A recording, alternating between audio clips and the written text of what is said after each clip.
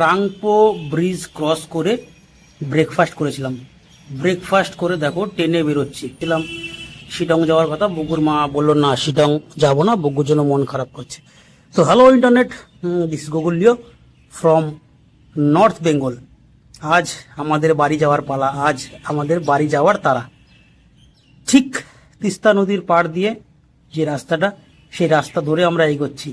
ফাঁকা শুনশান, যেহেতু সকালবেলা। দুই একটা গাড়ি নিচ থেকে উপরে উঠছে। অ্যাকচুয়ালি এই সময় এখনো অ্যাভেলেবেল গাড়ি হয়নি রাস্তায়। এটাই হচ্ছে সকাল সকাল নামছে। আর কিছু কিছু গাড়ি আছে। এই যে ব্রিজ, তিস্তা নদীর ওপর বাঁ দিকে দেখো রেলওয়ের কাজ হচ্ছে। এই যে বড় বড় পিলারগুলো দেখতে পাচ্ছ, এইগুলো দিয়েই রেল যাবে, গ্যাংটককে কানেক্ট করবে শিলিগুড়ির সাথে। তো এই ব্রিজ টপকে আমরা এখন ঢুকে যাব বাঁ দিকে। এই বাঁ দিকের রাস্তাটা ধরে রাস্তা, তারপর উপর থেকে যারা উঠছে তারা সাইড ধরেই উঠছে, বাদিক থেকে যারা নামছে নিচে তারাও সাইড ধরে নামছে। পাহাড়ে রাইড করার বা ড্রাইভ করতে গেলে এই নিয়মটা তোমাকে মানতেই হবে, বা এই নিয়মে তোমাকে গাড়ি চালাতে হবে, না হলে খুব মুশকিল। কারণ ছোট রোড, সরু রোড, সবাই যার যার সাইড ধরেই উঠে নামে। চর পড়েছে, চরে যাওয়ার ইচ্ছে হলো, কিন্তু যাওয়ার রাস্তা জানি না কোথায়।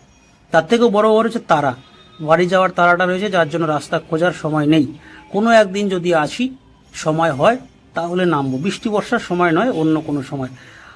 আর দেখো সামনে এই যে কমলা লেবু নিয়ে বসে গেছে একটা বোন, সাজিয়ে সাজিয়ে বিক্রি করছে, বলছে দার্জিলিংয়ের অর্গানিক। মাঝে মাঝে আসি, তো সেই ফিলটা আর পাই না, প্রথম দিনের ফিলটা। দেখতে দেখতেই আমরা চলে আসলাম সেবক কালীবাড়ি। এই যে উপরে যেই মায়ের মন্দিরটা দেখা যাচ্ছে, এইটাই সেবক কালীবাড়ি। এখানে বহু মানুষ আছে, তার মান্নাত করে পুজো দেয়। আমরা এখানে দাঁড়িয়েছিলাম আমাদের, তার কারণ জয় দুর্গা মিষ্টান্ন ভান্ডারের যে দাদা সুরজিৎ দা, এই সুরজিৎ দা আলো দ্বারাও একটু ভিডিও করে নিই। বগুড়মার নামলো, নেমে ভিডিও করছে। কোনো একদিন সময় হলে আমরা এই কালী মন্দিরে পুজো দেব। বগুড়মা দেখো একটা দোকানের সামনে চলে গেছে। এই দোকানে সব সাজানো গোছানো রয়েছে, ফুল ফল যা যা লাগে মায়ের পুজো দেওয়ার জন্য।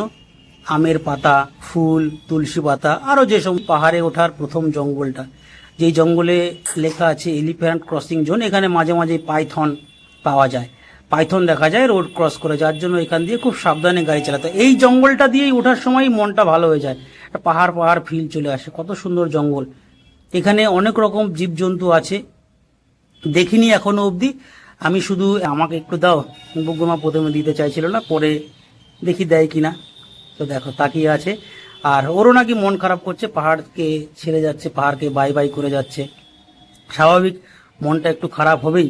এই পাহাড় থেকে চলে যাওয়ার মুহূর্তটা সত্যিই খারাপ লাগে। আবার কবে ফিরে আসব, কবে দেখব, ঠিক তো থাকে না, যার জন্য মনটা। রাস্তাটা ক্রস করে গেলেই জঙ্গলটা আস্তে আস্তে কমতে থাকবে। এই রাস্তাটার থেকে জঙ্গলটা মোটামুটি আস্তে আস্তে পাতলা হয়ে যাচ্ছে। বেশিরভাগই শাল গাছ, সেগুন গাছ, এই সমস্ত গাছই এই জঙ্গলে বেশি দেখা যায়। আর আমি যেটা পরে রয়েছি এটা হচ্ছে LS2 এর হেলমেট। বুগুর মা যেটা পরে রয়েছে সেটা স্টিল বার্ডের হেলমেট।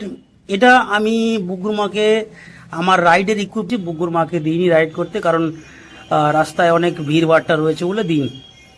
বাড়ির কাছাকাছি হলে দিই ওকে চালাতে, চালায় মাঝে মাঝে। কিন্তু আমার বসে থাকতে ভালো লাগে না, পিছনে বসে থাকলে খুব কষ্ট হয়। বগুর মা দেখি ভালোই বসে থাকে, পিছনে কষ্ট করে হোক যেভাবে হোক বসে থাকে। ও বসে থেকে থেকেই আমার পিছনে পিছন চলে। ওই আবার ছেড়ে যাওয়ার ভিডিও, পাহাড়কে ছেড়ে যাওয়ার ভিডিও, ভালোবাসার জায়গাগুলোকে ছেড়ে যাওয়ার ভিডিও। স্বাভাবিক মন খারাপ হবে, এটা নিয়ে কোনো চিন্তা নেই। আবার আসবো আমরা, আবার কোনোদিন সময় পেলে আসবো। তো পুরো রাস্তাটা ক্রস করে আমরা এখন চলে এসেছি কালিয়াচক। দেখো সমতলে এসেছি, জ্যাম।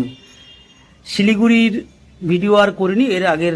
এই কালিয়াচককে যেন পুরোপুরি ফ্লাইওভার করে দেওয়া হয়, পুরোপুরি এটাকে টোপকে গিয়ে যেন নামা হয়। কারণ এইখানটায় এসেই কষ্টটা হয়, এখানটায় এসে সময়টা লাগে।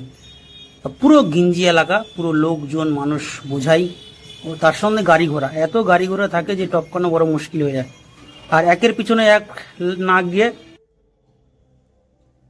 আমাদের 5 দিনের নর্থ সিকিম রাইড কমপ্লিট। যে আমাদের সাথে ছিল না সে হচ্ছে এই যে আমার বাচ্চা বুগ্গু, আমাদের সাথে ছিল না, খুব মিস করেছি। বুগ্গু আমাদের খুব মিস করেছে।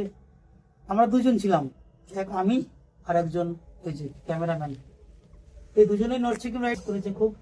আমরা বুগ্গুকে খুব মিস করেছি, কিন্তু কিছু করার নেই।